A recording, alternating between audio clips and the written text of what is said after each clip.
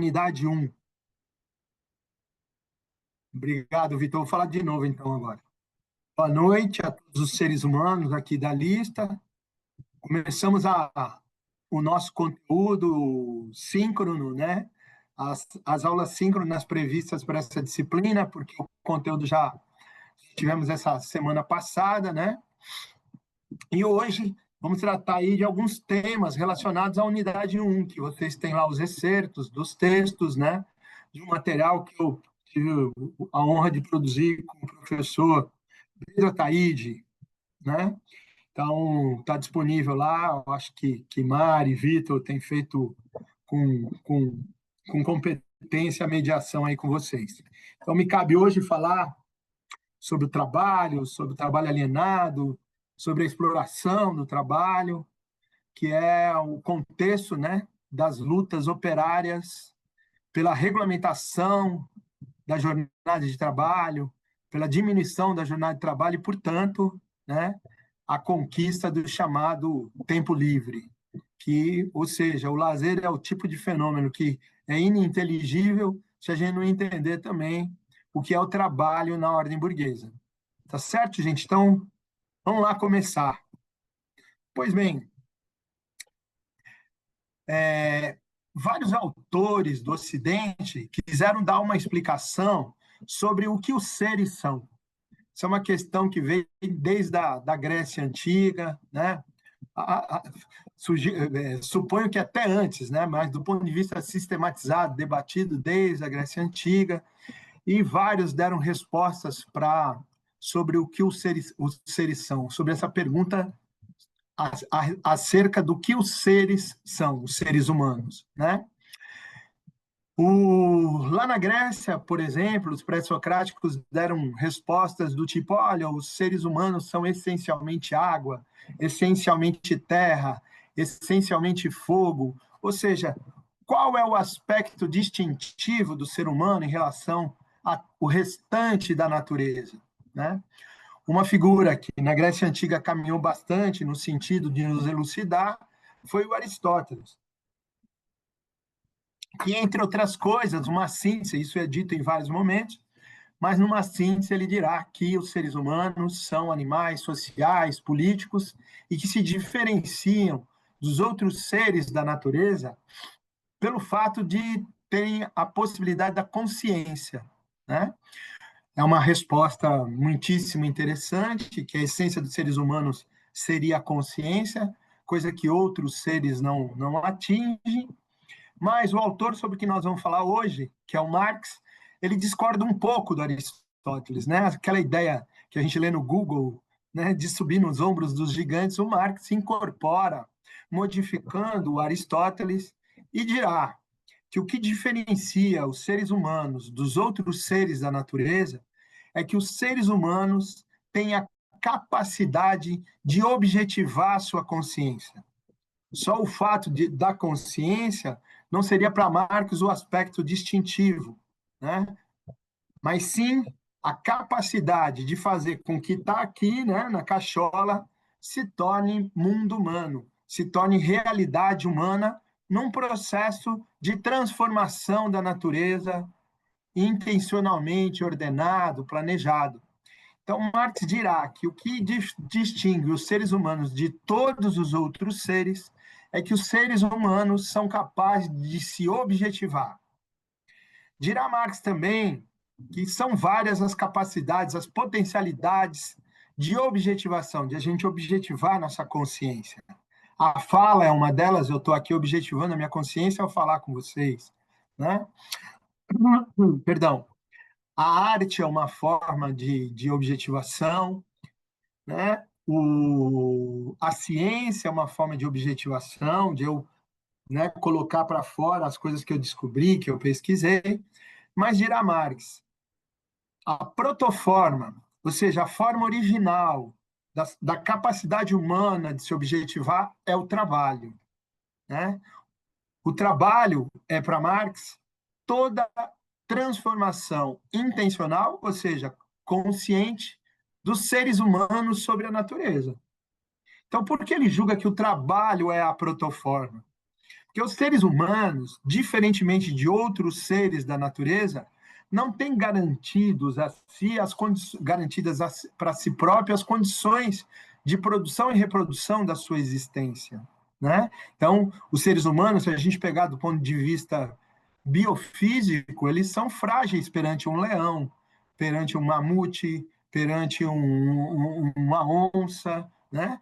Ou seja, nós sairíamos em desvantagem, né? Mas os seres humanos têm a capacidade de transformar intencionalmente a natureza para produzir e reproduzir a sua existência. Nós não temos nenhum leão, por mais forte que seja capaz de plantar. Nós não temos nenhum leão, por mais forte que seja capaz de domesticar animais. Nós não temos nenhum leão, por mais forte que seja capaz de realizar a ciência. Não temos nenhum leão, por mais forte que tenha a capacidade, né, da objetivação da arte, da pintura, da literatura. Nós não temos nenhum leão que fale, né? A fala articulada é uma conquista dos seres humanos. E como ela é quase uma obviedade para a gente, né, a capacidade de se objetivar, a gente nem se dá conta que isso é uma constituição de séculos e séculos, né? Ou seja, os seres humanos, essa nossa capacidade, ela vai sendo aperfeiçoada na medida que os seres humanos vão constantemente respondendo aos problemas que se lhe põem, às coisas que eles precisam resolver. Então, Marx dirá, a coisa primária que nós temos que resolver diz respeito à nossa sobrevivência. Então, quem já assistiu a Guerra do Fogo, lembra, né, que quando o fogo é tomado daquela determinada tribo, quem não assistiu, desculpe eu estar me referindo, mas se não assistiu ainda, por favor, assista, é um filme que merece ser assistido. Eles são roubados e não têm a capacidade de fazer o fogo, e aí eles elegem os mais fortes para irem atrás do fogo, né? Então, o fogo é um elemento fundamental. Vimos lá que um determinado momento do filme, quando esses seres humanos dessa tribo que são destinados a buscar o fogo, quando um deles vê um membro de uma outra, né, de uma outra tribo ter a capacidade de pegar 2 pedacinhos de madeira e uma palhinha e ao esfregar e produzir atrito, conseguir acender a palhinha, ele tem uma catarse, se vocês lembram no filme, né? Ele fica admirado e diz, cara, olha que maravilhoso. Eu quero fazer um paralelo, é óbvio, né, que é em tom de brincadeira, que eu sou do tempo que eu escrevi meus trabalhos do mestrado na máquina de escrever. Quando chegou uma máquina que apagava 3 linhas, eu achei uma maravilha. Aí eu comecei a mexer num programa de produção de texto, de editor de texto, chamado Unitexto, que era inclusive a Itautec que produzia.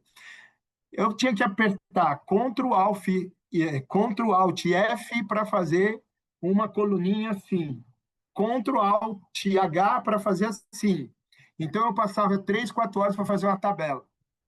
Quando surgiu o Windows, e eu cliquei lá, inserir tabela, e ela veio pronta, eu tive uma catarse quase igual da tribo aí da Guerra do Fogo, né? Que você fala, cara, quanto tempo, né?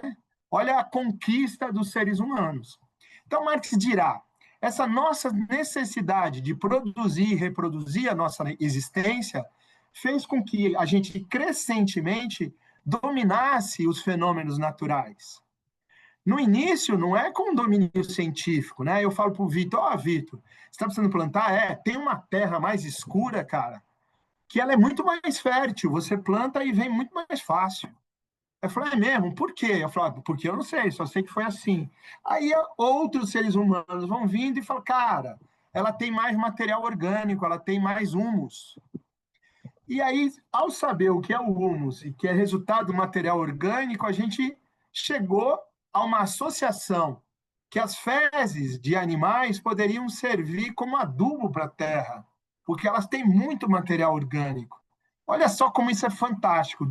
Agora, isso está tamanhamente já naturalizado, entre aspas, por nós, que a gente nem se dá conta da enorme evolução para isso.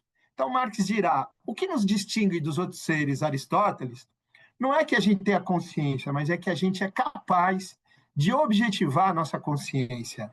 E a objetivação primeira é algo que eu chamo de trabalho. O que é trabalho para Marx? Toda transformação intencional do ser humano sobre a natureza. E por que ele modifica? Porque ele precisa de arroz, ele precisa de feijão, ele precisa de mandioca, ele precisa ordenhar, e ele precisa se sedentarizar. E sedentarização supõe você ter o crescente domínio das forças da natureza.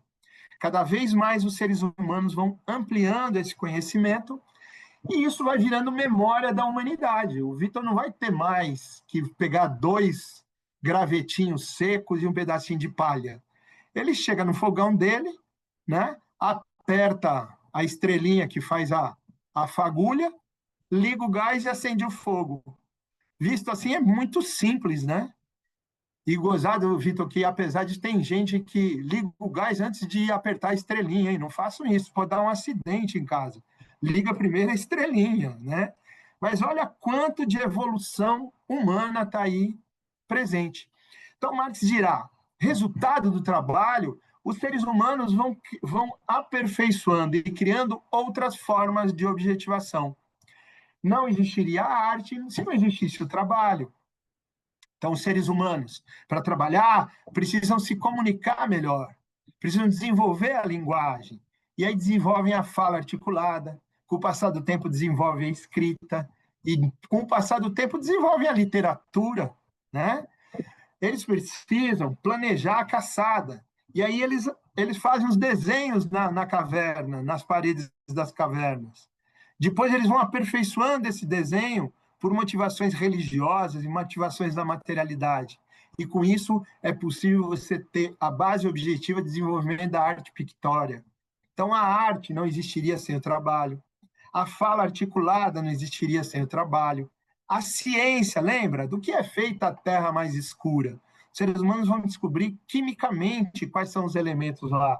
Tanto é que eu falei de matéria orgânica e todos vocês, apesar de serem professores de educação física, assim como eu, lembram que química orgânica é a química que diz respeito ao carbono, né?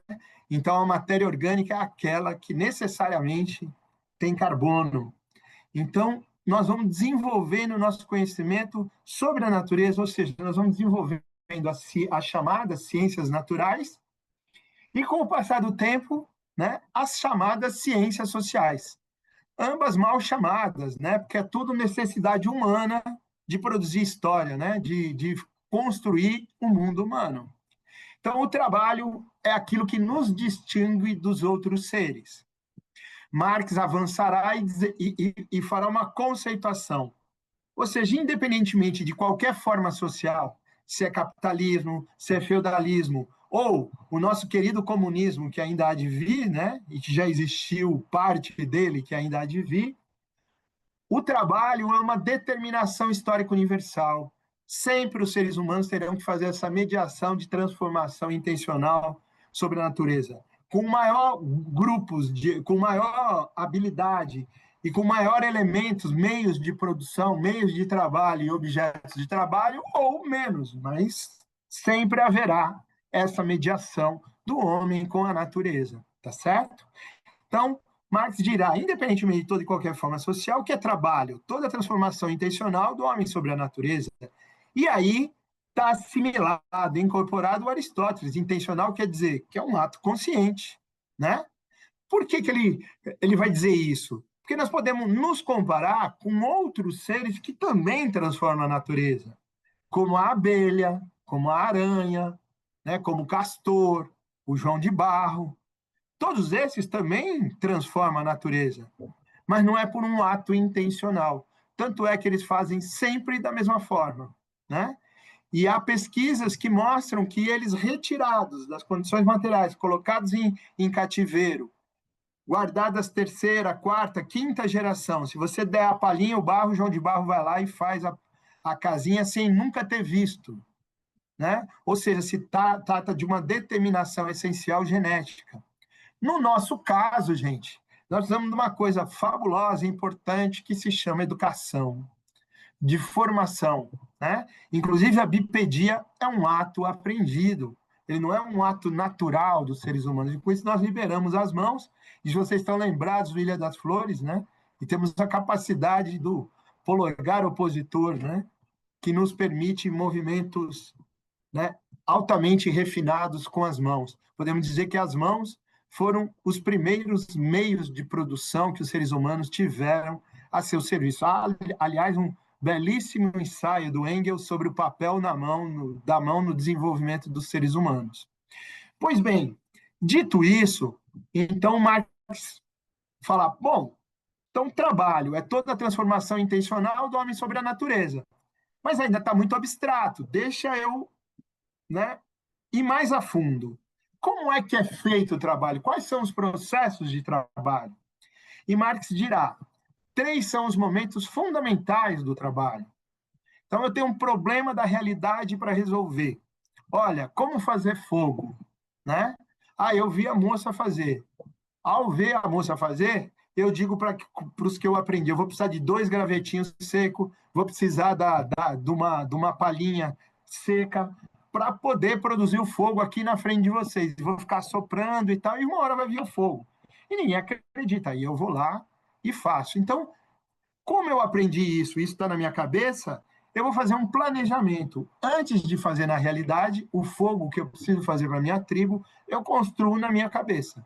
Marx dirá, então esse é um momento fundamental do processo de trabalho, que é qual? O momento do projeto.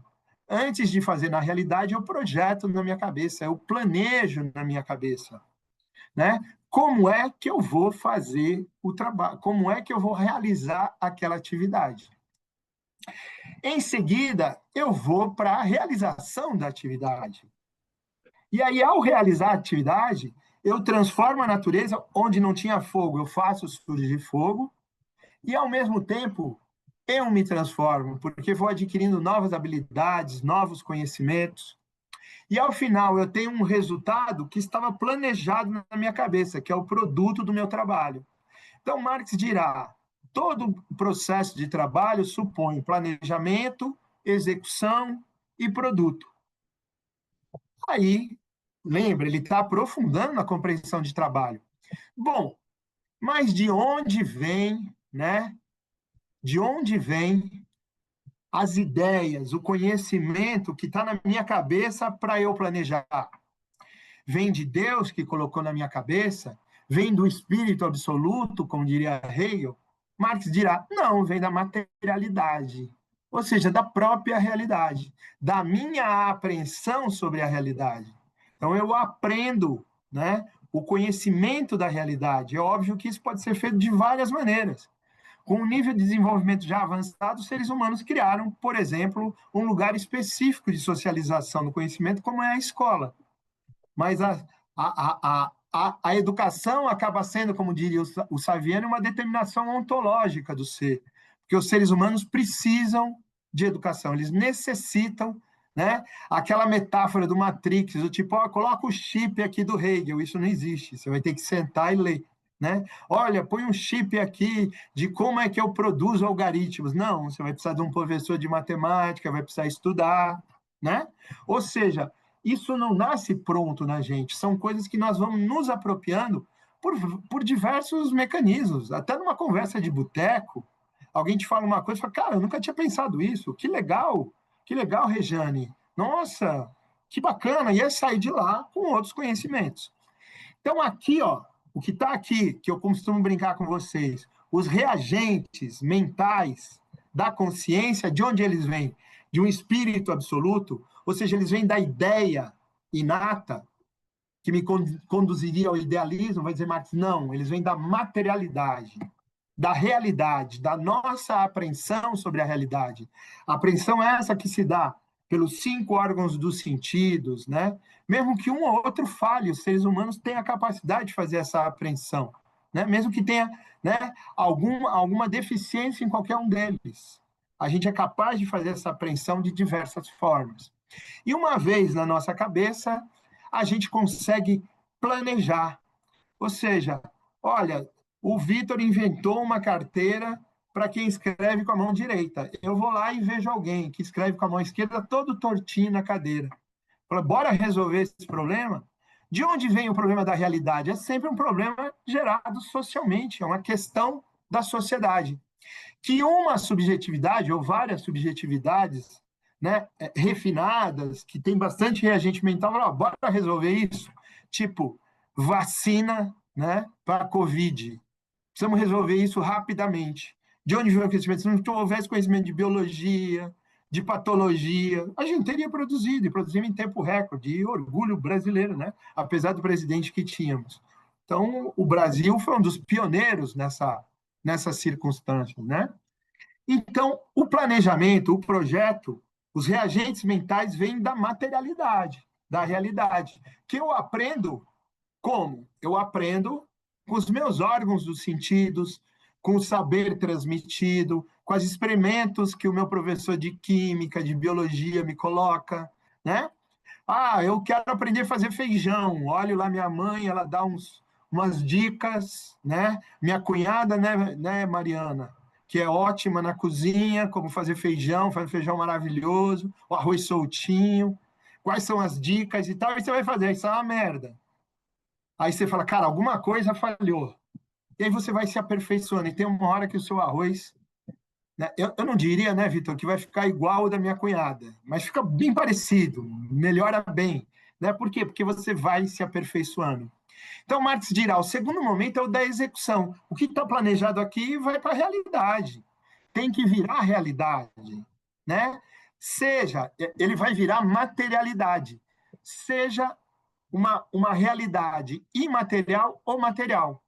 Por exemplo, você, como professor, quando está dando aula de história e filosofia, você está lá socializando conhecimentos em formas de comunicação, de uma ideia que você está transmitindo, que está na sua cachola, e que é, imediatamente no ato que você produziu, ela é, né, assimilada por quem está prestando atenção em você, né? Porque muitas vezes a pessoa não está prestando atenção. Então você está lá, e aí o danado do aluno que estava prestando atenção levanta a mão e te faz uma pergunta. Você fala, cara, que pergunta difícil. No planejamento da minha aula, eu não imaginava que iam chegar aí. Então, Marx dirá, ao executar, quando nós estamos falando do trabalho criativo, essa essência humana, eu transformo a natureza e sou por ela transformado. Então, a realidade é sempre vir a ser, porque ela é mundo dos seres humanos, ela é mundo dos homens, né? Mundo dos homens no sentido de humanidade. Ou seja, ela é uma construção, um construto humano, né? Porque tem lá a consciência humana objetivada. Só que dirá o Marx, ao executar, eu transformo o mundo e sou por ele transformado. Nunca que o trabalho criativo sairá exatamente da forma que eu planejei. Por quê? Porque quando eu vou trabalhar, quando eu vou planejar, eu não domino por inteiro todos os nexos causais da realidade. Qual a relação de um fenômeno com o outro? Não é possível a um ser humano dominar todos os nexos causais. E mais que isso, ao se objetivar, ele muda o mundo, ou seja, o mundo está em movimento e ele próprio se modifica. Eu costumo dar sempre o mesmo exemplo, mas eu acho um exemplo rico. Quando eu fui trabalhar com crianças na escola, planejei minha aula, li o Vygotsky, li o Piaget, né, Regiane, e fui lá com as crianças, só tinha dado aula para adultos. Cheguei com eles na quadra, crianças de terceira e quarta série começaram a correr, pendura na trave, e eu, por favor, senta aqui e tal. Mais de 20 minutos da aula e eu não tinha controle nenhum sobre eles, né? Antes de me sentir totalmente fracassado, assim, faltando uns 10, 15 minutos, eu falei, olha, quem não sentar aqui é a mulher do sapo. Aí eles vieram e sentaram tudo na minha frente. E eu que tinha lido Vygotsky, que fala sobre linguagem, eu que tinha lido várias coisas para me preparar para lidar com criança, o que me faltava? A praxis, entendeu? Não há. A prática te traz conhecimento, te modifica. Ah, eu já fiquei o melhor comunicador com criança? É óbvio que não, né? Óbvio que não. Mas melhorou, né? Aos poucos e cada vez mais a minha comunicação com as crianças. O Vitor bem sabe que eu tenho uma caixa guardada dos bilhetinhos que essas crianças me mandaram quando eu trabalhava com eles lá, porque eu fiquei um bom professor de terceira, quarta série, né? Não diria que um excelente professor, porque, lamentavelmente, depois do governo da Erundina, vieram o governo do Maluf, depois do Pita, e eu pedi exoneração, porque começou a faltar até papel higiênico na escola, né? Que dirá condições para a realização. E como eu já estava no ensino superior, optei por ficar no ensino superior. O que eu pretendi com esse exemplo? Mostrar que eu planejei a aula, vou executar, transformo a realidade, sou por ela transformado. Tá certo? Então, aí eu estou trazendo dois elementos do referencial teórico metodológico do Marx. O que é materialismo dialético? Materialismo, primeiro, é discutir qual é a fonte do conhecimento. A fonte do conhecimento é a materialidade humana. Não existe um espírito absoluto que distribui os conhecimentos na nossa cabeça. Não tem ideias inatas que já nascem comigo. Eu preciso do aprendizado. E ao aprender, quanto mais eu aprendo, mais reagentes mentais eu tenho aqui. Por isso que eu brigo muito com meus alunos da educação física. Eu não gosto de ler. Eu falei, então complicou, velho. Como você vai ser bom professor se você não gosta de ler? Nós precisamos de reagente mental, né? Nós precisamos de reagente mental, porque senão, intuitivo. Não, com o que eu aprendi em futebol é o suficiente. Para quê? Onde você quer chegar, né? Não, para ver se o menino tem jeito de jogar no Gama ou fortalecer ainda mais o Flamengo ou o Palmeiras. Cara, você está com objetivos complicados para quem está na escola, né? Eu penso que os seus objetivos teriam que ser outros, mas para serem outros, eu preciso interferir na tua consciência, mudar um pouco o rumo da formação que você teve até agora. Então, a matéria-prima, para facilitar, é a materialidade, a apreensão da materialidade. E ao me objetivar, quando eu estou dando minha aula, quando eu estou fazendo uma mesa, quando eu estou fazendo a cadeira também para quem escreve com a esquerda, eu transformo a realidade. E sou por ela transformado. Então, a partir disso, a partir do Marx, não existe mais na realidade social possibilidade de definição. Ciência não é definir as coisas. Isso é ontologicamente impossível porque a realidade é movimento. Um autor, 1000 anos antes de Marx, chamado Heráclito de Éfeso, e o Hegel trouxeram essa elaboração, que ser é vir a ser. Portanto, nós somos aqui seres em processo. Nós transformamos a realidade e somos por ela transformados. Ou seja, se eu transformo e sou transformado, isso quer dizer que a realidade é constante movimento, isso quer dizer que ela é dialética, que ela é contraditória. Porque o Marcelo, antes de dar aula para os alunos, ele era uma coisa. Aí vem a negação dos meninos, que os meninos não me obedecem, pulam lá e tal. O meu planejamento meio que começa a ruir. A minha ideia inicial é transformada. Os meus alunos vão ter, com o passar do tempo, a minha interferência sobre eles, mas eles interferem todo o tempo sobre mim e me fazem redimensionar a minha atividade, né? Por exemplo, eu fui dar aula nessa escola em Sapopemba, tinha um bocado de criança que vinha descalça. Filho de classe média baixa. Eu falei, por que você não traz um tênis? Olha que pergunta mais imbecil, né? Então, vocês estão vendo? Tem várias coisas que a realidade vai trazendo para você e você vai aprendendo. E é incrível como isso mexe nos seus objetivos como professor, na medida em que, ao transformar a realidade, eu também vou me transformando. Tomara que eu tenha sido claro nisso. E, ao final, gente, a gente tem o resultado do nosso trabalho. Então, Marx dirá, trabalho é projeto, execução e produto. Esse produto é a minha consciência objetivada. Daqui a pouco eu vou chegar na mais-valia, ou seja, como se dá a exploração no trabalho. Eu pretendo que vocês, com isso, desgostem, tanto quanto eu, da sociedade capitalista. Mas pode ser alguém que fala, não, com isso eu vou ser empreendedor e vou começar a explorar o trabalho dos outros. Ou seja, depois que eu falei, depois que a criatura está posta, eu não tenho mais domínio sobre ela. O meu domínio vai até a hora quando eu terminei, realizei o trabalho. Um grande brasileiro, já dei esse exemplo antes, que foi Santos Dumont, ele queria aproximar os povos com o avião. Mas colocou o avião no mundo, vai alimentar outros projetos, inclusive projetos de dizer, cara, podemos jogar bomba em Gaza, né? Podemos bombardear. Olha só com a evolução com drones, né? Eu imagino que o drone tem um bocado de serventia que não seja essa, mas a indústria bélica, né, deu um destino a isso. Ou seja, a consciência humana, uma vez que você objetivou, está no mundo. Você tem a possibilidade de destruir antes.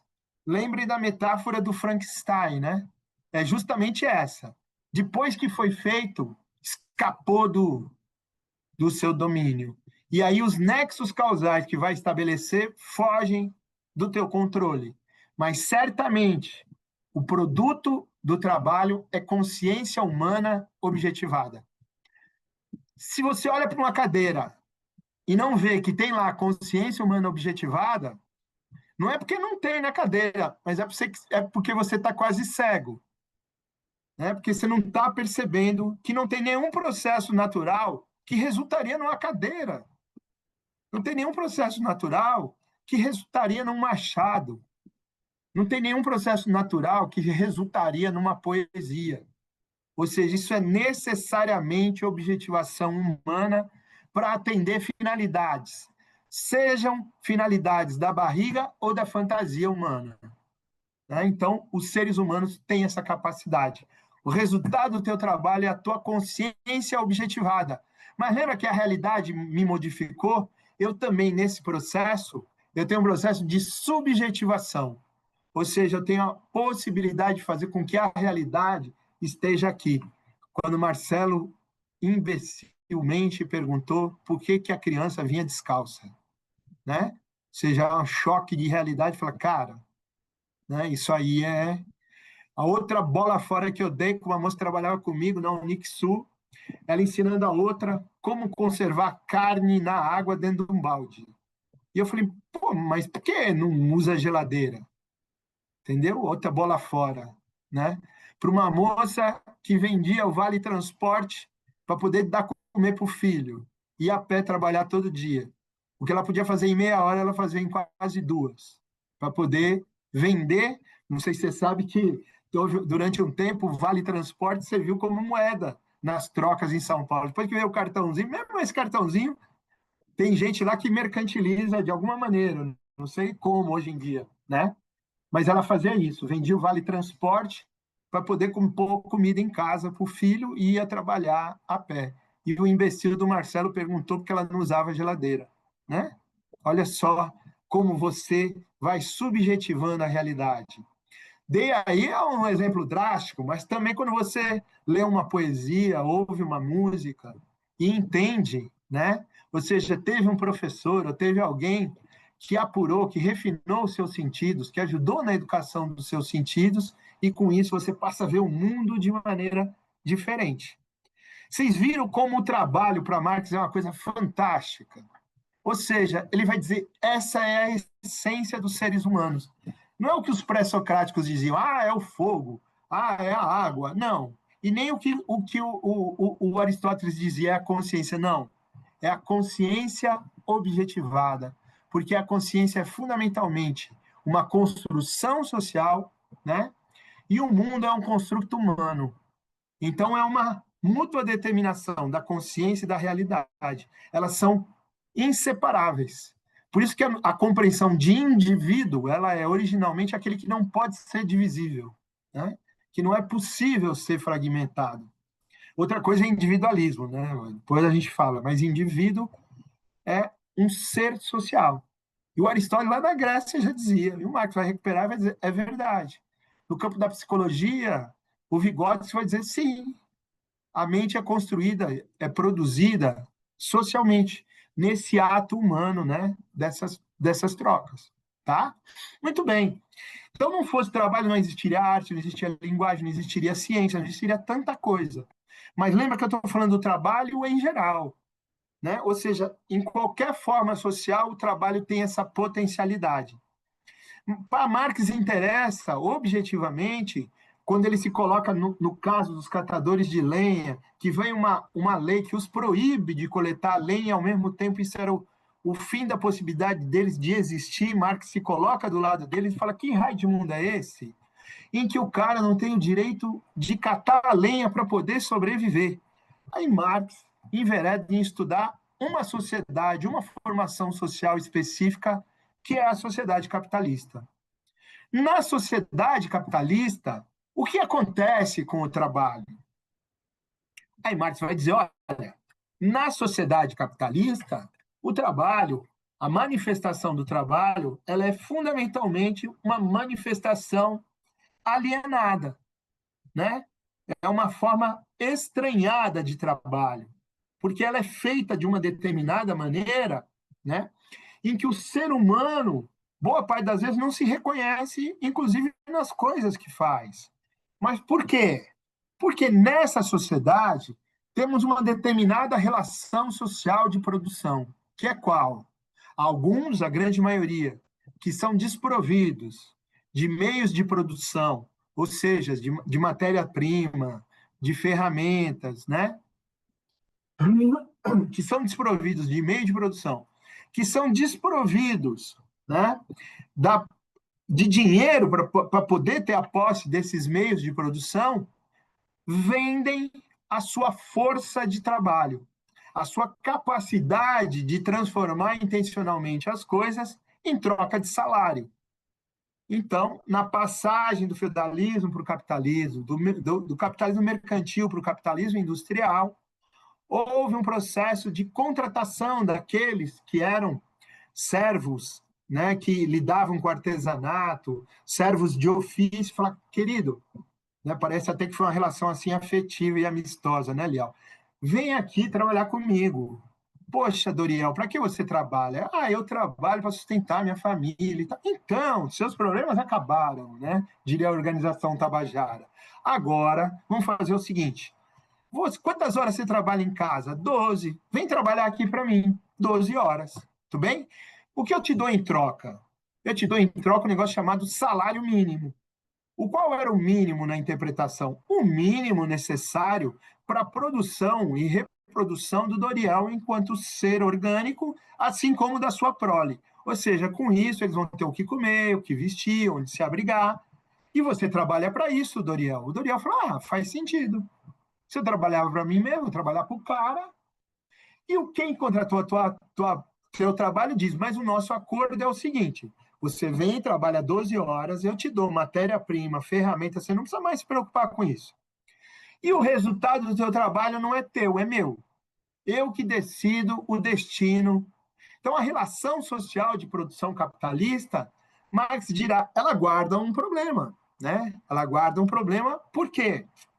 Porque o trabalhador, ao se submeter a isso, se submete a uma forma de trabalho que Marx vai chamar de estranhado ou alienado.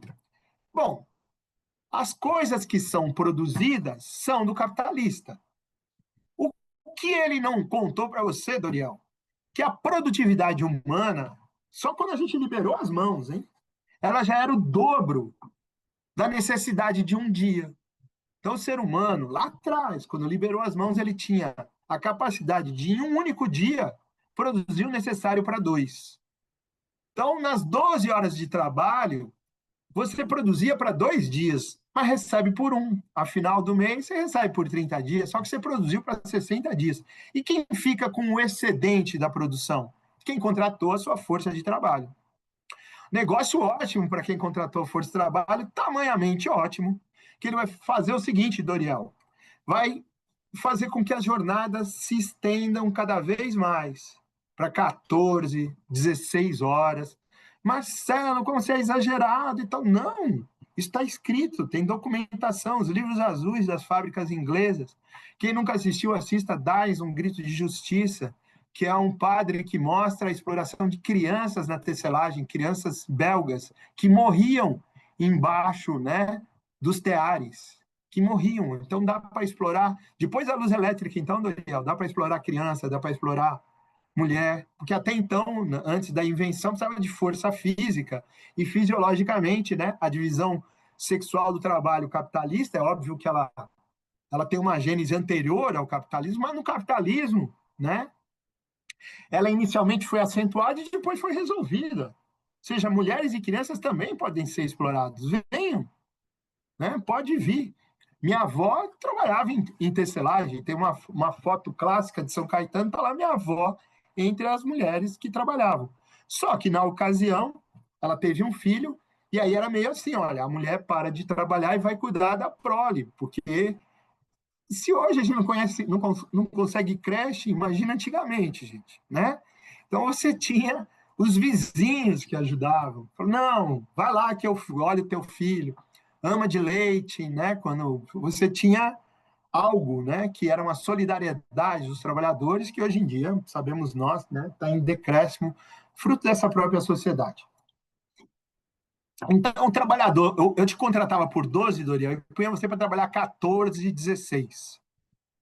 Por quê? Quanto mais horas você trabalhasse, concorda? Mais tempo de trabalho não pago. Mais tempo de trabalho não pago.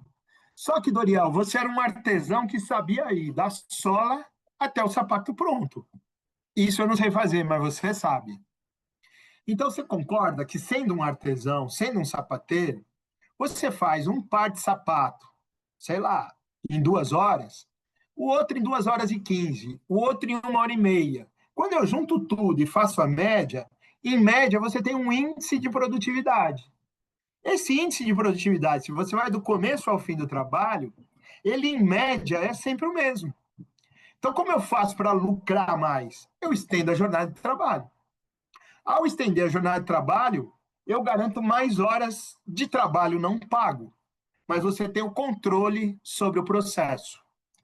Marx dirá: essa é a primeira forma de exploração do trabalho que produz algo que ele vai chamar de mais-valia absoluta. Por que absoluta? Porque o índice de produtividade permanece inalterado, é um valor absoluto. O que aumenta é a extensão da jornada, fazendo o cara trabalhar mais horas, para estender o tempo de trabalho não pago. O que é mais-valia? Mais-valia é o resultado, essa produção excedente do tempo de trabalho não pago. Porque se a tua produtividade é 2, se um dia você produz para 2, a jornada era de 12, em 6 horas você pagou. Se você parasse ali, a troca de fato seria justa, mas você continua trabalhando. Então, a forma de explorar o trabalho, vai dizer o Marx, nessa sociedade, ela é muito mais sutil que na escravidão, ela é muito mais sutil do que na Idade Média, porque parece ser uma relação justa, olhada inicialmente. Ah, você não trabalha para sustentar? Então, venha para cá. E aí vai estendendo as horas de trabalho. Estendendo as horas de trabalho, ou seja, você aumenta a extensão da jornada. Então, a mais-valia absoluta ela é sempre explorada na extensão da jornada, estendendo a jornada. E os caras trabalhavam 14, 16 horas por dia. Esses caras que trabalhavam 14, 16, boa parte deles foram aqueles cujos pais, avós e alguns deles, eles próprios, caíram, né, no engodo de que, olha, nós estamos na luta pela igualdade, fraternidade e liberdade. Né? O terceiro Estado na França era constituído pelos de baixo e pela burguesia, para derrubar o monarca. A Revolução Burguesa, mais estudada na escola, que é a Revolução Francesa, supunha esse pacto de classes. Os trabalhadores e a burguesia para derrubar aquele poder. E me prometeram, a você, né, Doriel, que é o nosso trabalhador, prometeram para você igualdade, liberdade e fraternidade. Aí a burguesia vai esclarecendo o que ela julga que é a liberdade. Liberdade é a liberdade de ser proprietário. Eles naturalizam a propriedade. Se trata de um direito natural. Mas aí você, Dorian, um cara perspicaz, fala, cara, mas eu não sou proprietário de nada, velho. E tem um monte que não é proprietário de nada, né? E não seria possível que todos os seres humanos fossem proprietários, porque ainda vai se explorar quem, né? Então, assim, a propriedade não é um dado natural. A propriedade é uma forma social histórica produzida pelos seres humanos. Houve sociedades, né, tivemos sociedades, em que isso não ocorria. Então é nisso que o Marx vai olhar e falar, olha, tem uma aqui chamada de comunismo primitivo, de onde ele tira a ideia, um monte de produção comunal, em que a comunidade trabalhava toda ela pela comunidade, né? Existia divisão sexual do trabalho, as forças produtivas estavam pouco desenvolvidas, a produtividade era pequena, mas a forma como eles organizaram isso talvez seja uma saída para o futuro. É isso que o Marx está pensando. Vale lembrar que o Marx morreu em 1883 e não viu nenhuma revolução socialista. Né? Ele viu as revoluções de 48 e viu a Comuna de 1871. As únicas experiências que ele conheceu. Então, ele não viu Revolução Russa, chinesa, cubana, nenhuma delas. Marx, então, propõe Por que eu digo isso? Porque Marx é um teórico do capitalismo, um crítico do capitalismo. Ele não é um teórico do comunismo. O comunismo é uma alternativa que ele propõe para a superação do capitalismo. Pois bem, então está lá o Doriel trabalhando 14, 16 horas, prometeram para ele liberdade, igualdade, fraternidade e não veio. Aí, ó, você pode ver na literatura, eu sei que eu já disse isso para vocês, por exemplo, isso vai ser notado, né? Germinal é o quê? Zola, né? Denunciando o quê? Vitor Hugo, denunciando o quê? O Jean Valjean, nos Miseráveis, ele vai preso porque roubou um pão. Então eles estão dizendo, que porra é essa de... Desculpa pelo porra. Estão dizendo, que raio de igualdade é essa que vocês... Aí a burguesia vai dizer, não, é igualdade jurídica. Todos são iguais perante a lei. Faça-me o favor, isso é uma mentira quando não existe igualdade econômica. No mínimo, eu tenho condição de me defender melhor. O que eu estou querendo dizer? Os trabalhadores começam a perceber que os seus interesses são contraditórios aos da burguesia e se organizam como classe social. Começa daí, surge um novo sujeito histórico revolucionário. Não é mais a burguesia. A quem interessa o fim do capitalismo? A classe trabalhadora, aos operários.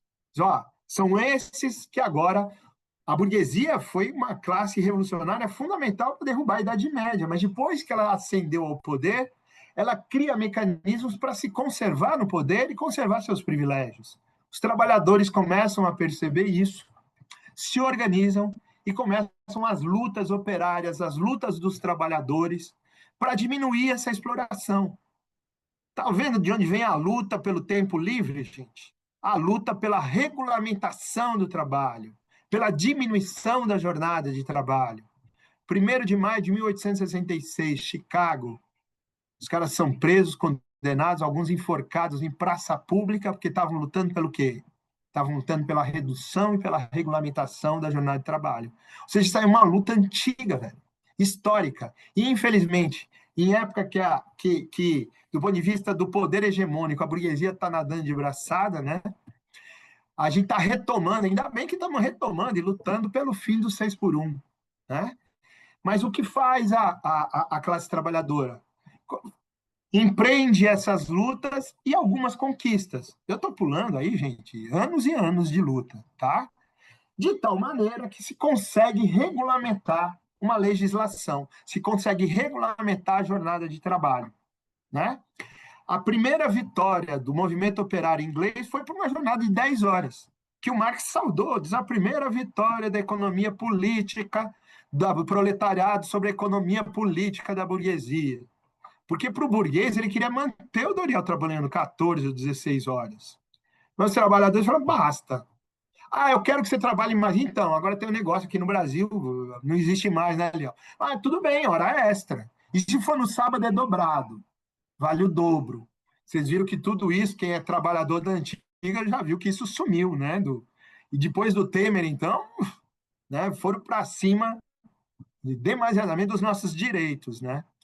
Muito bem, os trabalhadores conseguem regulamentar. Vamos pegar a hipótese, o Doriel, que você trabalhava 12 horas e agora vai trabalhar 8. 6 horas, lembra? Você estava pagando um dia. Agora só sobraram 2 de exploração do trabalho. Só 2 para produzir mais-valia. Qual é a resposta do capitalismo? A resposta é a divisão sociotécnica, perdão, é a divisão técnica ou pormenorizada do trabalho. Ao invés de ter o Doriel, que vai da sola de sapato até o sapato pronto, eu contabilizo as fases, são 8 fases, e ponho um trabalhador em cada fase.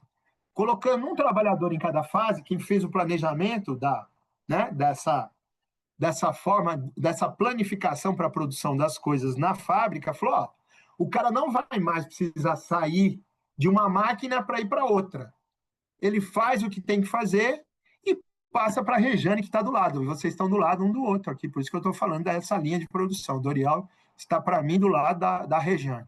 Passa para a Rejane, que entrega para o Marcelo, que entrega para o Lial, que entrega para o Vitor, cada um fazendo uma fase. Cada um fazendo uma fase, eu economizei trabalho entre as fases. Para mim, Marcelo, capitalista, desenvolver uma máquina que vai desde a sola até o sapato pronto, era muito difícil. Hoje em dia, até possível, né? Com a automação, você tem caso de uma máquina que ela própria vai. Né? Diz que a Hyundai tem a capacidade de produzir um carro em 17 minutos, né? A capacidade produtiva resultante da automação. Mas veja só, produzir uma máquina que vá do começo ao fim era impossível. Mas produzir uma máquina para cada uma das fases é possível. Então, ao invés do Doriel desenhar no couro para cortar, eu posso ter uma máquina que eu baixo uma prensa e ela corta para mim. E isso vai fazer o quê? Economizar tempo de trabalho.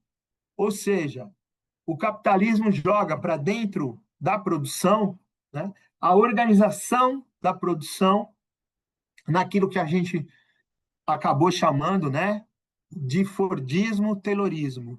Ou seja, a linha de produção, que é quando vocês assistem o Chaplin, já tem mais um refinamento, né? Que é qual? De colocar a esteira rolante, que retira o ritmo do trabalhador e põe um ritmo na produção. Né? E aí é a crítica maravilhosa do Chaplin do que aquilo faz com a subjetividade humana, né?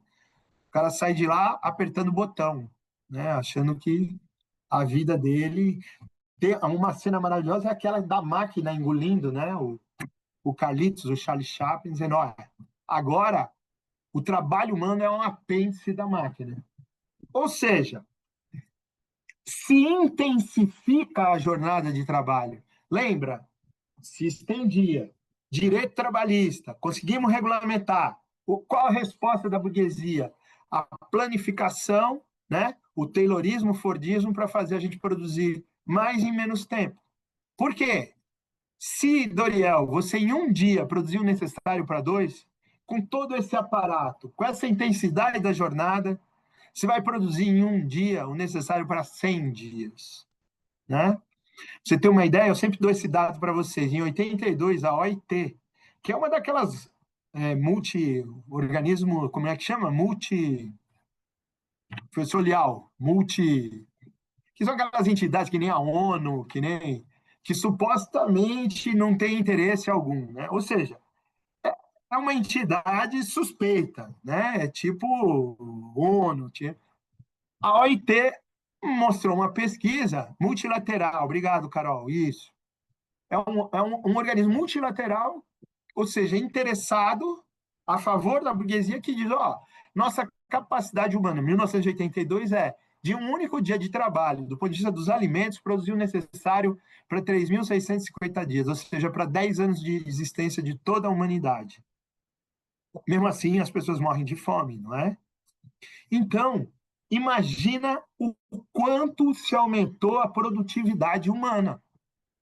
Então, Marx vai dizer, nessas circunstâncias em que a jornada ela é intensificada, se diminui o tempo, né? Se diminui o tempo de trabalho necessário, ou seja, aquele em que o Doriel estava, se ele parasse nas 6 horas, estava certo. Cada vez vai diminuindo mais, a ponto de virar minutos, Doriel. E o restante da jornada é de trabalho não pago.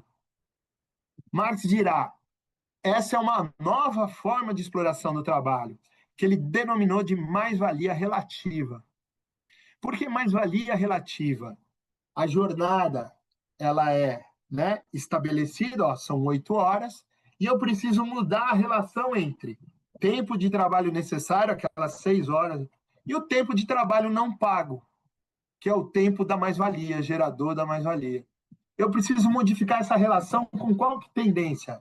Diminuir cada vez mais o tempo de trabalho necessário, ou seja, aumentar cada vez mais a produtividade humana, a ponto de você sair, Doriel, pela rua apertando tudo quanto é botão. Então, dane-se se isso faz mal para você. Isso faz bem ao capital. Né? Dane-se, isso vai mexer, inclusive, com seus afetos, com o sentido da sua vida. O sentido da vida passa a ser ganhar o sustento, né? Ganhar o sustento da maneira que for. As vantagens são inúmeras para o capitalismo, né? E vê como agora com a automação, então, isso aprofundou. Primeiro, se era difícil produzir alguém que nem o Doriel, que era um artesão, quando eu venho com a divisão técnica do trabalho, produzir alguém que só mexe com uma máquina é fácil. Aí surge a tal da figura do peão, que é o cara que não se acha capacitado para nada. Imagina, Marcelo, que eu faço sapato. Eu só corto a sola. Eu não sei fazer sapato. Treinar alguém para só cortar a sola é mais fácil do que produzir um artesão, né? Ah, o outro só cola, o outro só. Ou seja, a gente só cumpre uma determinada fase. Então, isso cria o que a gente chama de exército industrial de reserva, que politicamente é aproveitado pela burguesia para rebaixar os salários. Tipo assim, Doriel, não quer trabalhar por R$ 2 a hora? Peraí, tem o Lial, o Vitor, a Regiane que trabalham, não tem problema nenhum. Ou seja, eu posso trocar. Antes, trocar você era difícil, porque eu falasse, meu irmão, você está muito devagar. Ele falou, você falaria para mim, faz você, Marcelo.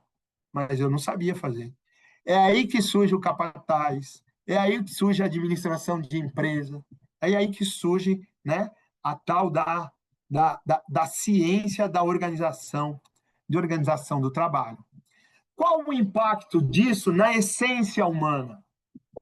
Marx dirá, quando da intensificação da jornada, ou seja, na exploração da mais-valia absoluta, em que eu ampliava o tempo do Doriel, né, o Doriel ele tinha se alienado, tinha se separado do produto. Lembra o contrato? Os produtos são meus. Lembra, trabalho é projeto, execução e produto. O produto não é mais você que decide, Doriel, sou eu. Bom, e o trabalho? Também não é mais você que decide o horário e o lugar, sou eu. E se você é torcedor do Vitória, lamento, vai ter que trabalhar amanhã. Por mais chateado que você possa estar, e eu sei quanto isso é doído, porque meu time já tomou goleado. Então, assim, mas não tem jeito, você tem que ir lá e trabalhar, não é? Quando era na sua oficina, você fala, quer saber, velho? Porra, Vitória, não, hoje eu não tenho ânimo para nada, eu vou tomar cachaça, ficar aqui curtindo, né, a minha fossa futebolística, né? Mas não. Cara, hoje em dia, quando eu te contratei, essas 8 horas são minhas, Doriel. Eu domino a sua vida mais do que a sua sogra, ou sou eu que mando nelas. E assim você vai ter que vir, meu velho. Agora, o que ainda sobrou para você, Doriel? O projeto. É possível que ao terminar o trabalho, esse sapato eu entregue para a Rejane e ela fala, nossa, que sapato confortável. E o Doriel vai falar, cara, né, vai se sentir orgulhoso. Nós, na escola, né, quando você ajusta uma aula e fala, pô, os alunos falam, pô, professor, que aula legal, você fica todo, né, vaidoso da aula que deu. Vaidoso não, né, mas se sentindo bem, porque, afinal, por que você trabalhou, né? Nós somos servidores públicos, muitos de nós, mas mesmo quem está na iniciativa privada, às vezes você tem um aluno que você fala, cara, e esse coitado tem que pagar a mensalidade, está aqui, e eu quero criar ferramentas para ele perceba como está errado que educação seja mercadoria, né? Mas ele rala aí o dia inteiro trabalhando, às vezes assiste minha aula de pé e depois vem e fala, professor Marcelo, que aula bacana. Né, meu irmão? Você até se emociona. Por quê? Porque você planejou aquela aula. Você que decidiu onde você queria chegar, o que você queria produzir no seu aluno. E isso traz um retorno subjetivo. Estou me fazendo claro?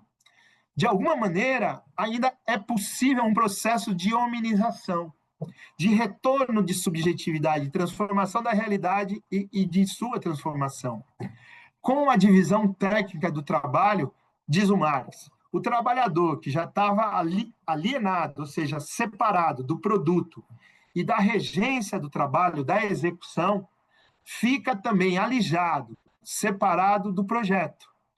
Aí o trabalho não tem mais nenhuma forma de realização humana, né? É aí que o Lukács vai dizer, aí é o pontapé inicial do capitalismo manipulatório. Ou seja, para uma pessoa que tem esse tipo de vida, eu tenho que necessariamente trazer elementos de alienação, de manipulação da consciência dele, para estender ainda mais a mais-valia. Eu tenho que mandar a alienação também para o consumo.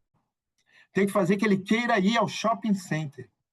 Tenho que fazer que ele queira ir beijar o Pato Donald e chorar, né? Na Disney. Tenho que fazer ele internalizar os valores que eu quero produzir. Por quê? Porque a vida de quem faz isso ela é tamanhamente desumana que o cara só encontra algum conforto fora do trabalho. Então é como se a gente tivesse uma vida dicotomizada. No trabalho é a mortificação. Fora do trabalho é onde eu posso minimamente me sentir bem, ouvindo o ratinho, né? Vendo as fake news, né? Com a indústria de entretenimento. Ou seja, quem acha que esse tempo é livre está equivocado. Ele é um tempo disponível que poderia ser livre se os nossos sentidos fossem educados.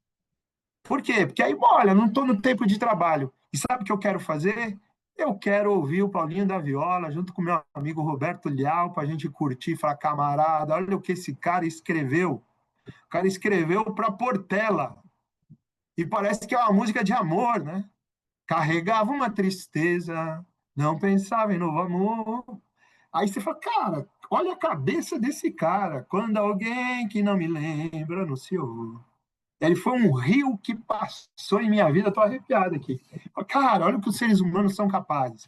Porém, submetido a essa alienação tremenda, eu não consigo perceber isso. Eles me fazem, sabe, tipo Matrix, eles criam uma vida na minha cabeça, que não é a vida essencial. Então, Marx dirá, nesse momento, nós temos a subsunção real. A subsunção real é quando o trabalho não tem mais nenhum elemento de enriquecimento subjetivo, Dorival. Ele é só uma danação. Ele é só algo, né, que você faz para poder comer, para poder se vestir, para poder, né, minimamente garantir a tua existência. E como nós lutamos pela argumentação da jornada de trabalho, o que a burguesia vai criar? Vai criar uma coisa chamada lazer. O que é lazer? Lazer é uma forma de controle sobre o tempo que os trabalhadores conquistaram na luta. Ou seja, é uma forma de eu controlar que o Dorival não esteja no sindicato, que ele não esteja se educando nos processos educativos possíveis de serem, né? Ou seja, eu tenho que garantir que esse tempo que ele não está no trabalho não seja um tempo para se rebelar contra mim. Então, qual era, por exemplo, as bandeiras de luta do movimento anarquista em São Paulo? 8 horas de trabalho, 8 horas de descanso e 8 horas de educação. E o que diziam os anarquistas? Não quero que o Estado eduque meu filho, não. Nós mesmos vamos educar nossas crianças. O que faz o MST? Cria uma escola. E já contei aquela ação que a professora teve de levar para o shopping, tudo com o bonezinho do MST, as lojas fechando, foram na frente da Vivara, Vivara fechou as portas e eles começaram a declamar o Pablo Neruda. Tipo assim, olha a força dessa metáfora. Não precisamos de ouro, nós precisamos é dessa coisa que nos faz humanos. E que essa sociedade impede que nós tenhamos. Então, a alienação ela é o conjunto da subsunção formal e da subsunção real. Ela representa, Dorival, você se alienar, se separar do produto, que não existiria sem você. Quem decide o destino é outra pessoa que não você. Ela faz você se separar da matéria-prima, dos instrumentos de trabalho, e quando submetido à subsunção real, você se separa também do projeto. Então, o trabalho é tão somente essa atividade que é uma danação na Terra. E de tal maneira que o cara fala, meu irmão, como assim, Marcelo, o trabalho é essência humana? Eu começo com os alunos de graduação, falo, você está de sacanagem que o trabalho é o que nos faz ser lá? Porque eles estão acostumados o quê? Com a forma trabalho da ordem burguesa, né? Que é a forma predominante. Mas mesmo nessa sociedade, né, Doriel, quando a gente encaixa uma aula, fala, cara, mesmo aqui, apesar dos pesares, né? Quando você está com os amigos, ouvindo lá o Paulinho da Viola, e fala, cara, mesmo nessa sociedade aqui, há momentos em que eu me sinto inteiramente humano, né? Então, a sociedade impede os seres humanos de serem tudo aquilo que eles poderiam ser. Sem entender isso, gente, eu não entendo lazer. O lazer é uma construção, portanto, conservadora, da burguesia conservadora, para controlar o nosso tempo livre. Mas, ao mesmo tempo que ele é isso, ele também é possibilidade de contra-hegemonia. Porque o lazer tem uma coisa fantástica. Ele promete para você, Doriel, felicidade. Ele promete fruição, né? E isso alimenta o espírito humano para a emancipação. Uma vida que tenha sentido, né? Para além do trabalho. Claro que o sentido maior seria se a gente superasse totalmente o trabalho alienado. Mas essa nossa luta contra o 6 por 1, essa nossa luta contra a exploração demasiada, é ao mesmo tempo uma luta por um tempo que seja um tempo significativo para a gente. E de lutar contra toda a manipulação que é feita para que no nosso tempo disponível a gente não pense sobre as nossas circunstâncias, que a gente não tenha aqueles momentos lá da roda de samba na cachaça, que eu falo, pô, Doriel, eu gosto de você pra caramba, e você eu também gosto de você, Marcelo, pra caramba, e a gente fala, cara, a gente não tem um pau pra dar no gato, mas a gente tem amigo, né? Que é um negócio que nessa sociedade é muito, muito difícil, né? Mas quem são os amigos? Os amigos da luta, que assim como você, se incomodam com o genocídio na Palestina, se incomodam com a desigualdade substantiva da sociedade e percebem que nós temos vários outros que, assim como nós, diariamente nos dão contribuições para pensar reflexivamente e criticamente essa sociedade, seja no âmbito da arte, seja no âmbito da ciência. Nós que somos professores, trabalhamos com a ciência e algumas vezes, claro que o professor de educação artística também com a arte no sentido da educação dos sentidos. Porque se eu ensinar o quanto o Machado de Assis é bom, pode ser que o cara, no tempo disponível, diga, olha, eu vou ler o Machado de Assis, não vou, não vou na feirinha do Paraguai, não, para ver o que eu estou precisando. Pode ser que ele lute contra o individualismo consumista. Então, o Ricardo Antunes dirá, uma vida com sentido nessa sociedade só para quem se apropriou, só para quem teve essa educação dos sentidos. Para aqueles que perceberam que arte, literatura, ciência, poesia, samba, saúde, educação não podem ser mercadorias, né? Que elas têm que estar disponíveis para a humanização dos seres humanos, né? Mas nessa sociedade, eles criaram como forma de controle. Então, o que a gente defende? A gente defende um lazer contra-hegemônico. Um lazer contra-hegemônico para que as pessoas pensem criticamente e vejam que o ratinho é uma merda, não tem o que ver o ratinho, né? Para isso, eu preciso educar os seres humanos, seja no sindicato, na luta, mas especialmente na escola. Então, a escola tem que ser um espaço de educação dos sentidos. Mas o que as reformas educacionais têm nos trazido? Não, não, não. Tem os itinerários e agora ele vai ter uma formação para poder fazer um bolinho muffin e ajudar no orçamento familiar, né? Ou seja, não, você pode ser empreendedor de si próprio. Você pode, quando na verdade lá, o meu filho, que estuda no Colégio Bandeirantes, educação de elite, porque a mãe é professora lá, né? Minha esposa, Suzana, é professora do Colégio Bandeirantes. O itinerário deles é de automação. O itinerário deles é de novas tecnologias. O itinerário deles é de filosofia. O itinerário deles é de literatura e poesia. Os que dominam não querem essa educação dualista para os seus filhos. A do pobre tem que ser pragmática e utilitarista, para poder responder aquela pergunta, né, que vão fazendo para a gente. O que você vai ser quando você crescer? O que vai ser qual a mercadoria, né? Que tipo de força de trabalho você vai ser para poder se vender, para poder comer e vestir? Essa é a pergunta que está lá feita. De tal maneira que tem mais status aquelas que geram mais dinheiro, né? Aquelas que produzem um salário maior para poder o quê? Para eu poder ir para Disney, ir para Miami, né? Para ver quanto o caviar lá é mais barato, né, Roberto Nelson? Você viu o cara? Olha aqui, preciso de SUS. Ele falou: aqui, ó, aqui, ó. Você viu esse vídeo horroroso? E aí o cara, olha aqui quanto custa o caviar. Isso aqui é 600 pau no Brasil. Aqui são R$ 39 já traduzido do dólar. Olha esse tênis Nike aqui, sabe quanto sai? 120 pratas. Sabe quanto é no Brasil? 2.250. Então, eu preciso de mais médicos, eu preciso de SUS.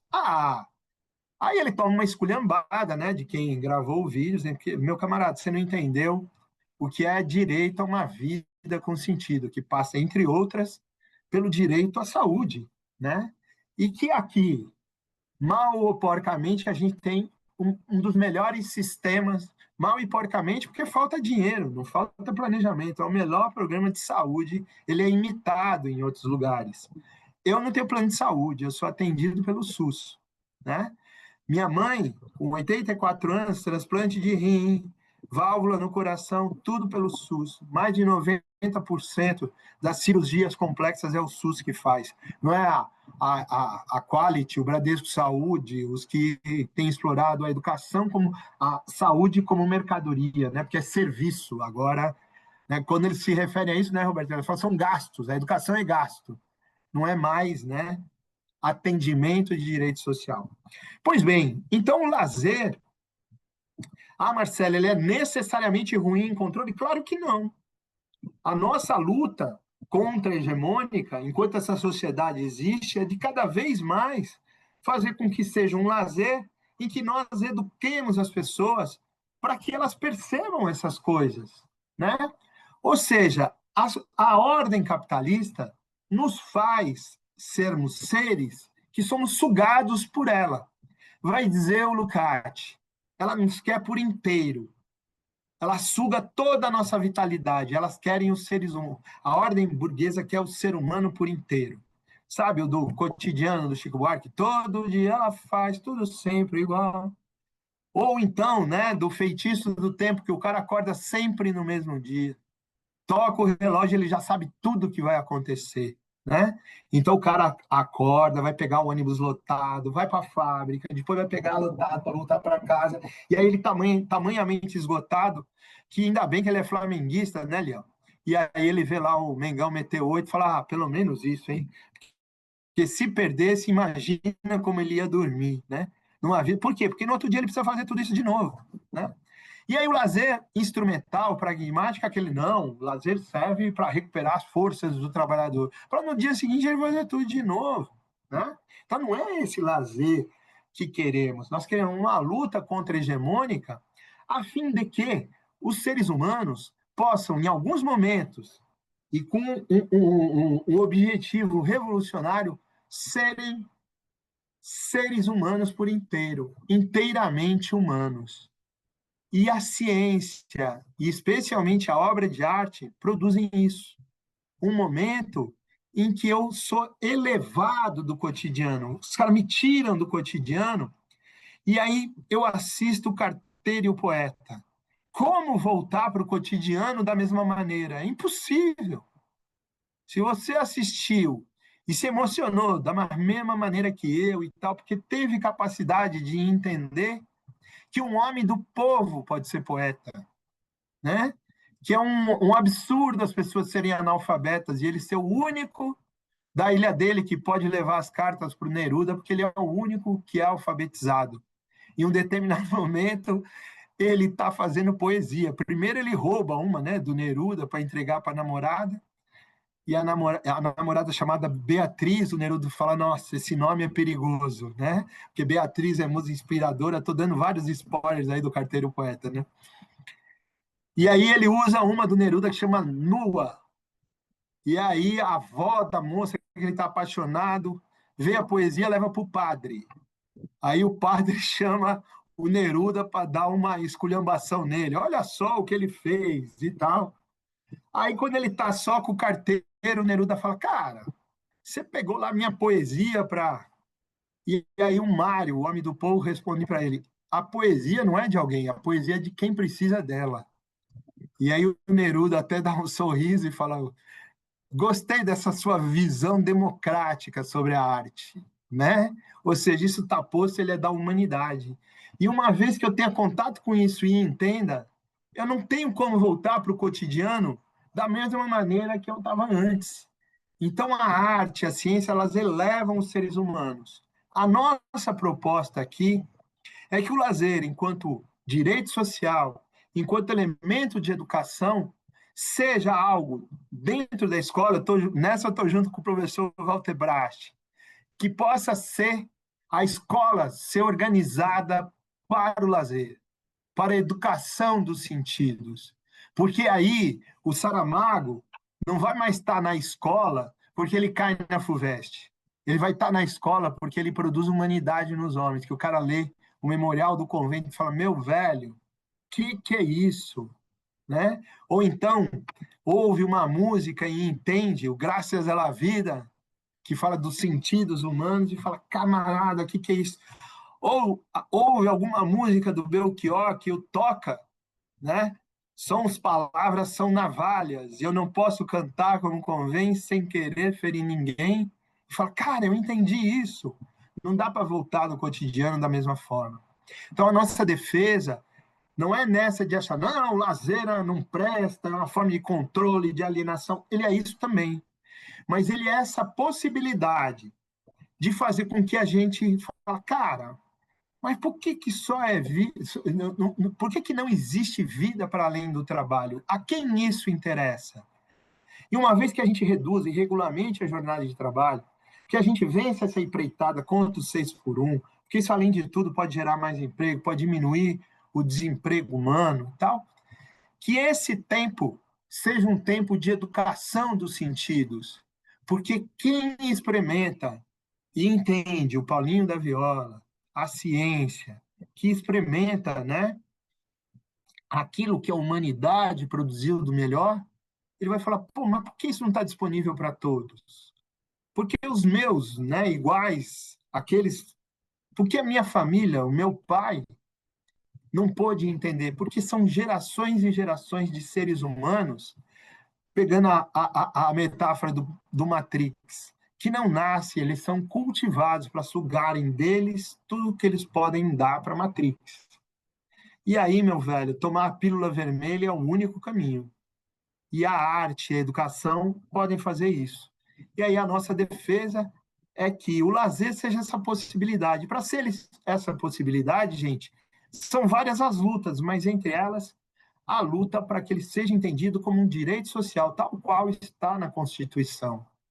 E aí essas manifestações com as quais a educação física lida podem ser formas de lazer, o esporte como forma de lazer, né? A ginástica como forma de lazer, a dança como forma de lazer, como aquilo que produz humanidade nos seres humanos.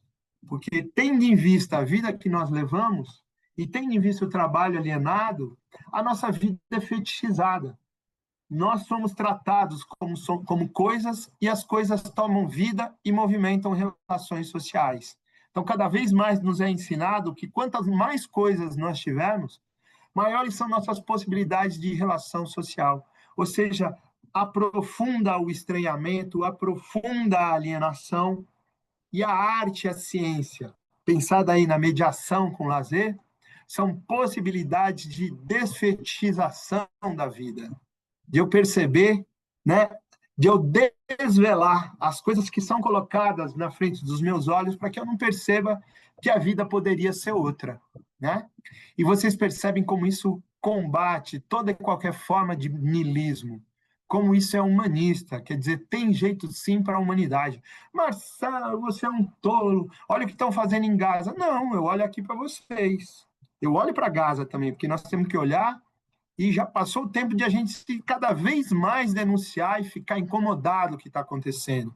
É um processo de dessensibilização, de fetichização da vida, que está arrancando, vou usar a expressão da minha mãe, parece que as pessoas tiveram o seu coração arrancado, né? Eles veem lá as crianças serem assassinadas, o Pelé, né, da Palestina, morreu de fome e assassinado, e aí os caras, eu não estou contra isso, fazem toda uma homenagem para os dois irmãos que morreram de acidente e nenhuma homenagem para o Pelé da Palestina, né, que foi genocidade, existe essa palavra? Tomara que vocês entendam o que eu quero dizer. Então, é fundamental que a gente perceba que os seres humanos têm jeito, sim. Isso está na poesia, está na arte, está na música e está aqui em vocês. Ó. São 8h30, eu falei que ia falar uma horinha, né? Então, vocês aqui atentos, porque são professores e preocupados em fazer com que as suas aulas sejam, né, sejam objetivações significativas que nos ajudem a amar e mudar as coisas, né? Que sejam acolhedoras e que sejam eivadas de projetos emancipatórios, né? Então, assim, por mais que a gente não é ingênuo de achar que a educação muda tudo, mas a gente tem clareza que não é à toa que existe um projeto para acabar com a educação pública de qualidade, que ela continua a ser um contraponto a essa vida sem sentido que querem nos impor, né? Aí fala, mas por que o cara que é rico e tem tudo e tal tem depressão? Não preciso mais explicar para vocês, né? Ou seja, essa é uma vida sem sentido e que não é a posse das coisas que dá sentido à vida, né? Eu muitas vezes não tenho um pau para dar num gato, que nem vocês, uso especial, faz o consignado, aquela coisa toda, né? Mas assim, estou esperando o Lial vir aqui para a gente assistir o Flamengo, para poder secar e a gente prosear durante um tempo, né? E ninguém tira isso da gente, né, Lial? Isso não tem capitalismo que tire, né, de nós. Então, a nossa proposta, acho que eu já falei mais do que o suficiente, trouxe os elementos fundamentais, penso eu, Vitor, Mari, se quiserem complementar, da unidade 1, né, a mais-valia, o trabalho, né, o caminho para a mercantilização, a importância do movimento operário na conquista do tempo livre. Eu faço questão de chamar livre, porque é uma conquista do trabalhador, mas eu tenho clareza que pela manipulação ele é disponível e pode se tornar livre na medida que a gente conseguir cada vez mais educar os sentidos das pessoas, que isso seja tema de políticas sociais, da política educacional, que isso se faz necessário. E, ao mesmo tempo, apontei para onde nós vamos chegar ao tratar da educação, dos sentidos, ao tratar também das políticas públicas lá para a unidade 3, né, Vitor e Mari?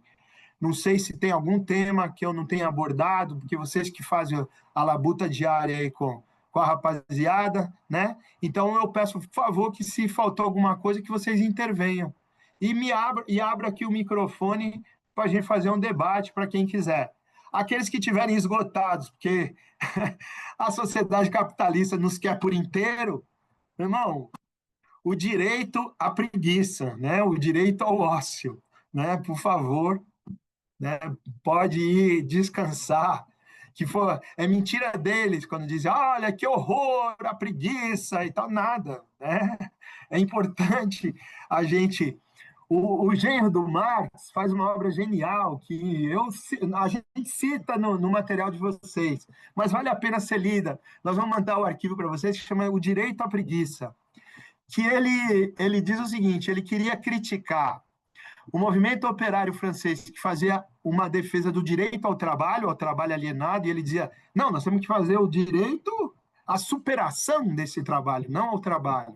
E, ao mesmo tempo, ele queria bater na igreja, e a preguiça é um dos 7 pecados capitais. Então, ele não teve dúvida, ele colocou o título de direito à preguiça, e diz, aí eu já bato nos dois. No movimento operário pelego, que só quer ser submetido ao trabalho alienado, e ao mesmo tempo naqueles que dizem que é horroroso você ter preguiça, que é horroroso você querer descansar, né? Ou seja, isso serve a quem, né, Leal? Isso aí é a tal da ética calvinista, né?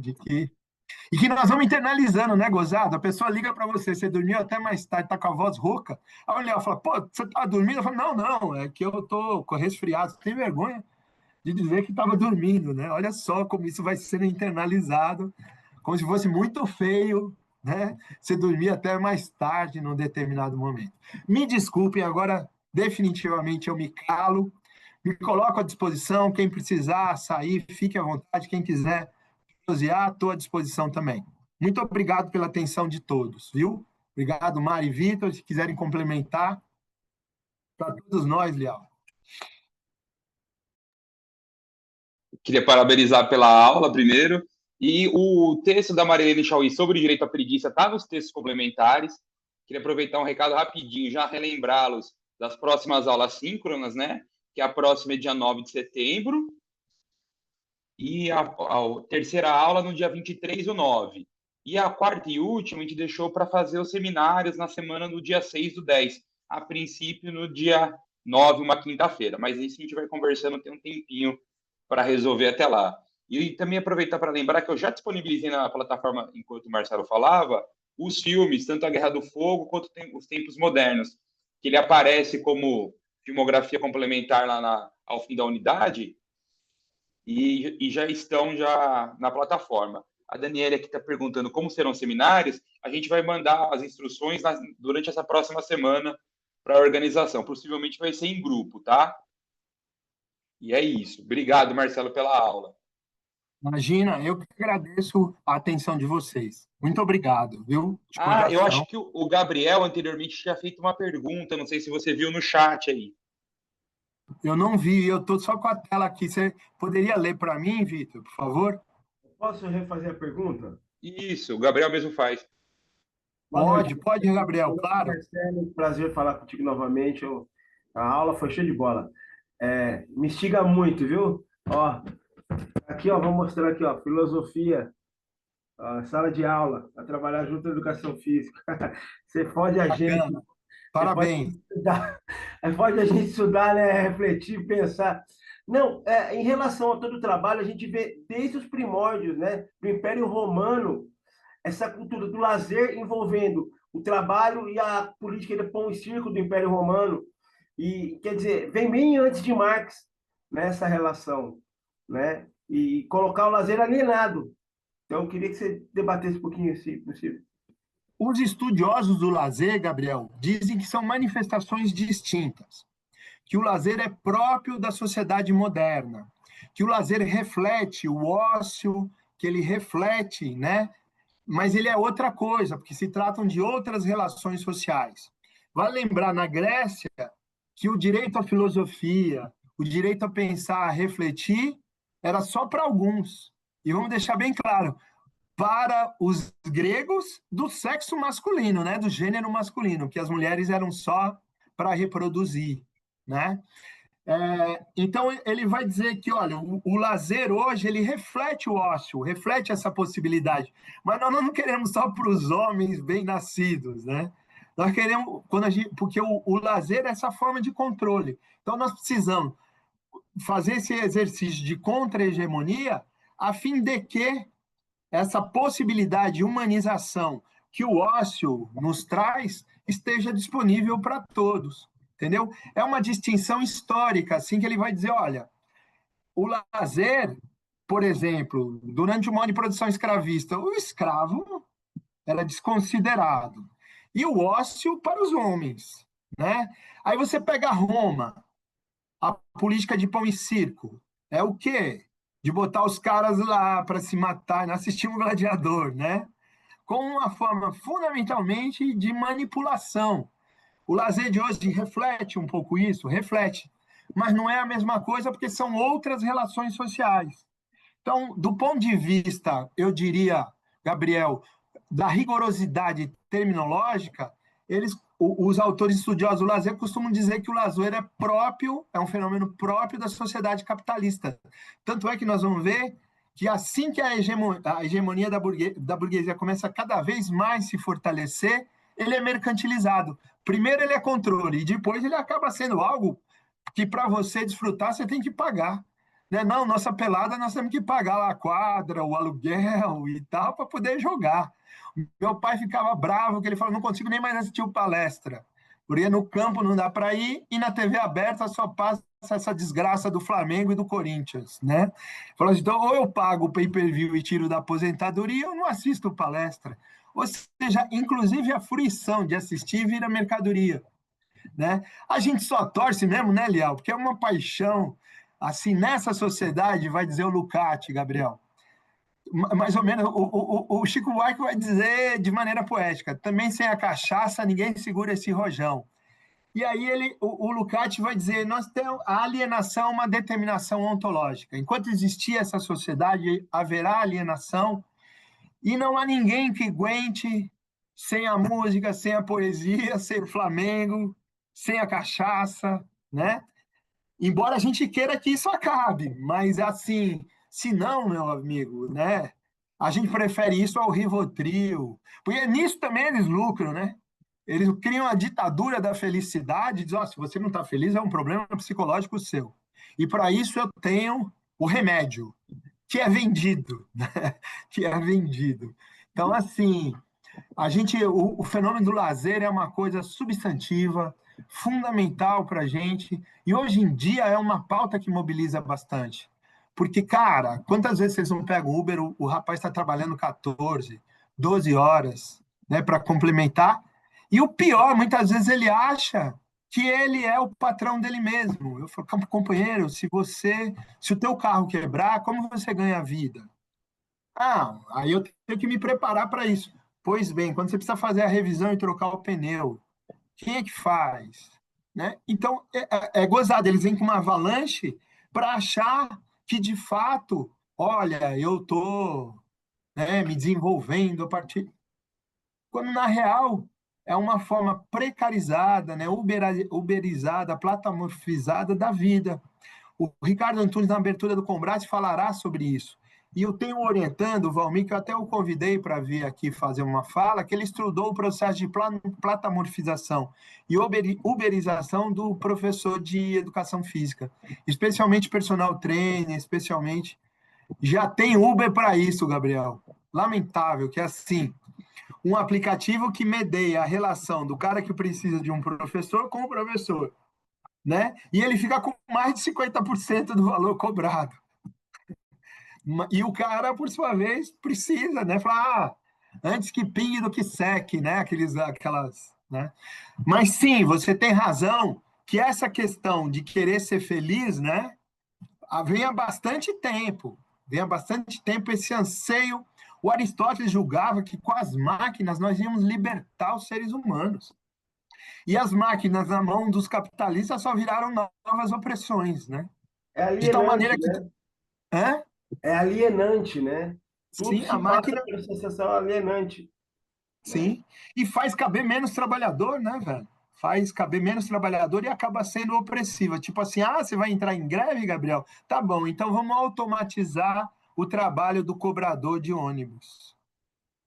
Né? Que sempre foi uma categoria em São Paulo, por exemplo, muito, né, dos condutores de ônibus, dos metroviários, Roberto Leal sabe que são sindicatos que eram fortíssimos, mas que na medida em que com a reestruturação produtiva, com o desemprego, os sindicatos vão se enfraquecendo, os partidos vão se enfraquecendo, e aí vem essa nova forma de capitalismo que nós precisamos lutar contra, né? Lutar o quanto a gente puder e dentro do nosso espaço da educação, penso que é um pouco por aí.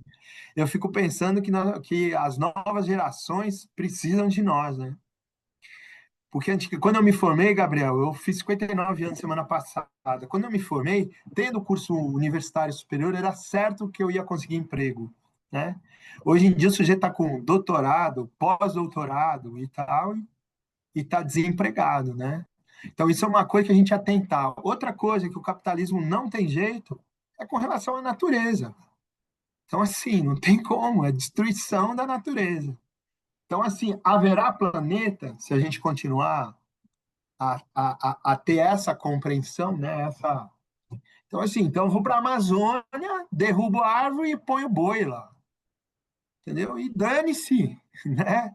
O A pior está por sustentabilidade. vir na relação das Big Tech agora vindo para o Brasil e queimando energia a dar com pau. As pessoas não estão nem se atentando a isso. A inteligência E você artificial viu consome o muito mais esforço energia. deles para acabar com o É, a Pix? tecnologia vai acabar com tudo. Eles querem acabar com o Pix. Ainda bem que o Brasil está resistindo e está exportando a tecnologia ainda, né? Então eles querem que você caia no PayPal, né? Que é o nome, nesses que cobram. O WhatsApp, por exemplo, ele já tem essa modalidade para pagamento e tal. Só que no Brasil não vai para frente porque nós temos o Pix. Então, a força do capital especulativo financeiro, das vitas, para acabar com isso é grande, porque imagina se eles conseguem entrar aí, nós temos que pagar por cada transação que a gente fizer, né? Então, pô, você tem razão, os caras vêm com uma avalanche para cima da gente. Obrigado, viu, pelas questões, pelas reflexões. É isso aí, então, minha gente.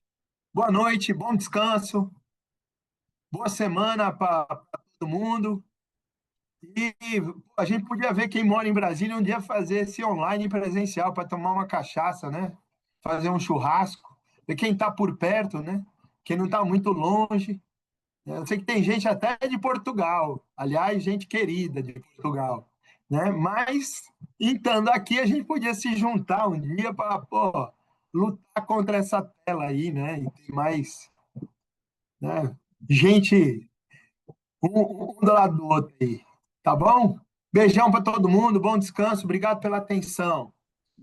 Tchau, Ô, tchau, Vitor, gente. você que tem Valeu, que. Marcelo. Valeu, valeu. Valeu, Rejane.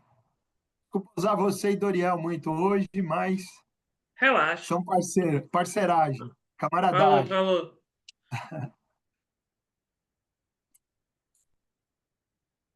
Você para a gravação aí, né, Vitão?